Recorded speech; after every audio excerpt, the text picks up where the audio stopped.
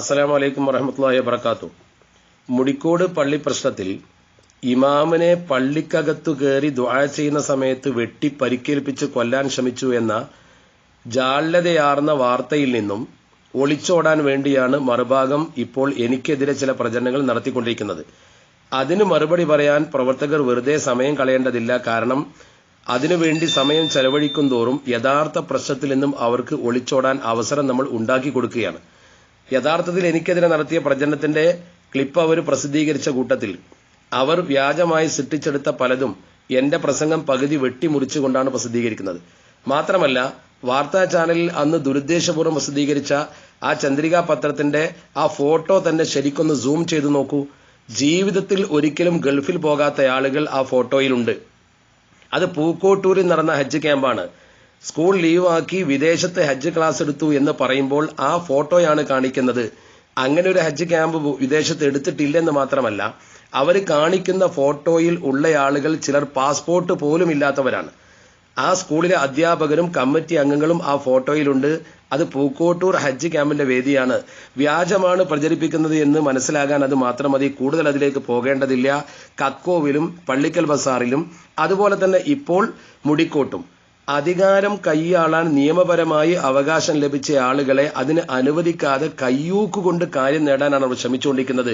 എനിക്കെതിരെ നടക്കുന്ന പ്രചരണം നിരന്തരം നടന്നുകൊള്ളട്ടെ. കാരണം അതിന്റെ പ്രതിഫലമായി പടച്ച റബ്ബ് അവർ ചെയ്ത നന്മയുടെ പ്രതിഫലം എനിക്ക് തരുമെന്ന് ഉറപ്പുണ്ട്. ഇല്ലെങ്കിൽ അവർ എന്നിൽ വല്ല തെറ്റും സംഭവിച്ചിട്ടുണ്ടെങ്കിൽ എന്റെ ദോഷങ്ങൾ തീർച്ചയായും അവരിലേക്ക് ചാർത്തി അള്ളാഹു എന്നെ ദോഷമുക്തനാക്കാനും അത് മതി. മനുഷ്യന്റെ കയ്യിൽ മറ്റു ചില വീഴ്ചകൾ എന്തെങ്കിലും സംഭവിച്ചിട്ടുണ്ടെങ്കിൽ അത് പൊറുക്കാൻ പടച്ച റബ്ബ് തരുന്ന അവസരമാണത്. അങ്ങനെ ഞാൻ മനസ്സിലാക്കുന്നു. അതുകൊണ്ട് അവർക്കെതിരെ ഒന്നും പ്രതികരിക്കേണ്ടതില്ല. നമ്മൾ ഈ മർമ്മത്തിൽ മാത്രം നിൽക്കുക. ഞാൻ എന്റെ പ്രസംഗത്തിൽ തന്നെ ഉറച്ചു നിൽക്കുന്നു. മഹല്ലികളിൽ പ്രശ്നമുണ്ടാക്കുന്ന ഈ വിഭാഗം ഐക്യത്തിന് തയ്യാറായി വന്നാൽ, അവർ ഐക്യപ്പെടാൻ തയ്യാറാകുന്നതോടുകൂടി അവരെ സംബന്ധിച്ചിടത്തോളം അവർ പ്രശ്നക്കാരല്ലാതെ മാറും. അപ്പോൾ സ്വാഭാവികമായും മഹല്ലത്തിലുള്ള പ്രശ്നങ്ങളൊക്കെ അവസാനിക്കും.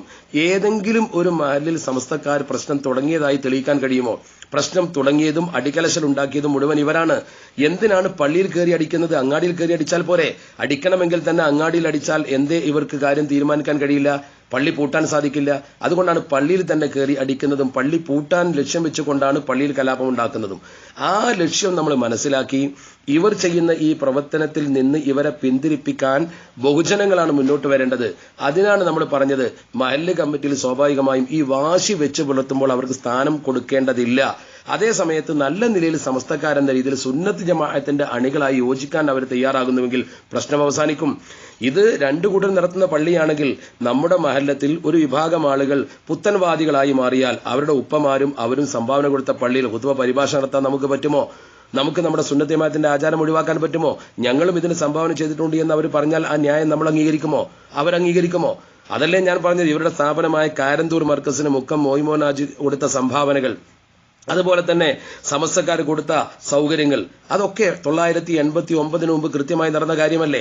അത് ആരെങ്കിലും തിരിച്ചു ചോദിച്ചാൽ എന്താണ് അവർ മറുപടി പറയുക? നമ്മൾ എന്തുകൊണ്ട് ആ ഭാഗത്തേക്ക് പോകുന്നില്ല?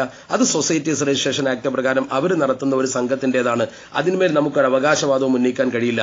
എന്ന പോലെ ജനാധിപത്യ രീതിയിൽ തെരഞ്ഞെടുക്കപ്പെട്ട ഒരു ഭരണസമിതി ഭരിക്കുമ്പോൾ അവിടെ കയറി ശല്യം ഉണ്ടാക്കരുത് എന്ന് മാത്രമേ പറയുന്നുള്ളൂ. കയ്യൂക്ക് കാണിച്ചും വ്യാജം പ്രചരിപ്പിച്ചും സമൂഹത്തെ തെറ്റിദ്ധരിപ്പിക്കാൻ ശ്രമിക്കുന്ന ആളുകൾ ഖുത്ബ ഓതിയാൽ എങ്ങനെ നമുക്കത് അംഗീകരിക്കാൻ കഴിയുമെന്ന ചോദ്യം വീണ്ടും ഞാൻ ആവർത്തിക്കുന്നു. ഞാൻ അവിടെ തന്നെ നിൽക്കുന്നു. ഒരു ഇഞ്ച് അതിൽ നിന്ന് പുറകോട്ട് പോകില്ല. സത്യസന്ധതയില്ലാത്ത ആളുകൾക്ക് മിഹ്റാബിൽ കയറി നിസ്കരിക്കുവാനും ജനങ്ങൾക്ക് ഖുത്ബ ഓതി കൊടുക്കുവാനും എന്ത് അവകാശമാണുള്ളത്? അതുകൊണ്ട് തന്നെ സത്യസന്ധതയിലേക്ക് അവർ തിരിച്ചു വന്ന് ഐക്യപ്പെട്ടാൽ മനുഷ്യന്റെ കയ്യിൽ പറ്റിയ എന്ത് തെറ്റും പടച്ച റബ്ബ് പൊറുക്കും. അവർക്ക് ഖേദം തോന്നുമെങ്കിൽ കണ്ണിയത്ത് ഉസ്താദിനെയും ശംസുലമയും ധിക്കരിച്ച ആളുകൾ അവരുടെ മാർഗത്തിലേക്ക് തിരിച്ചു വരട്ടെ, ഐക്യപ്പെടട്ടെ. മഹാന്മാരായ കണ്ണിയത്ത് ഉസ്താദും ശംസുലമയുമാണ് സമസ്തയെ വളർത്തിയത്.